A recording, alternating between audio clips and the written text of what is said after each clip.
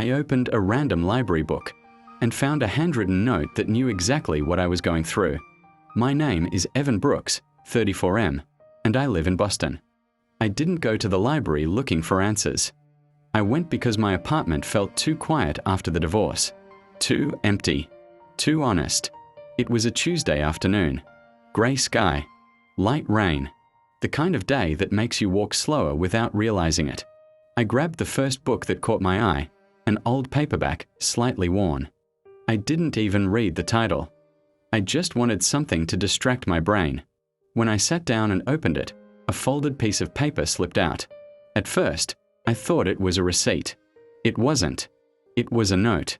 Handwritten. Blue ink. Slightly faded.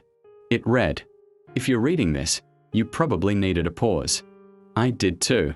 I don't know who you are, but I hope you're being kinder to yourself than I was." I froze. I turned the paper over. Another line. Things don't fall apart all at once. They wear you down quietly, and that doesn't mean you failed. My throat tightened, because that was exactly how my year had gone. The divorce wasn't explosive, just silent distance, missed conversations, two people getting tired at different speeds. I sat there for a long time, holding that note like it had weight. Inside the book cover, someone had written a date, 2018, 5 years ago. I checked the checkout slip in the back. The book had been borrowed dozens of times since then, which meant dozens of people might have read that note. Or maybe it had been waiting for me. On the last page of the note, there was one final sentence. "When you're ready, leave this for someone else." I borrowed the book. At home that night, instead of spiraling like usual, I slept. Properly. For the first time in weeks. The next day, I added my own line beneath the note. You don't have to rush healing. Even standing still counts as progress. I folded it back into the book and returned it to the library.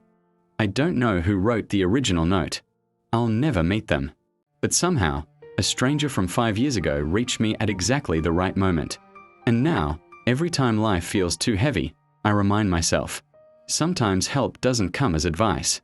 Sometimes it comes as a quiet reminder, left behind by someone who survived what you're in now. If this story made you pause for a second, follow for more real stories that stay with you.